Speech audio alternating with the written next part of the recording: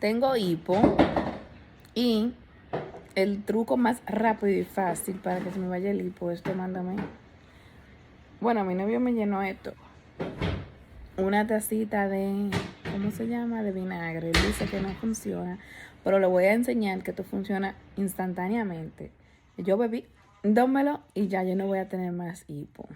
¿Quieren ver?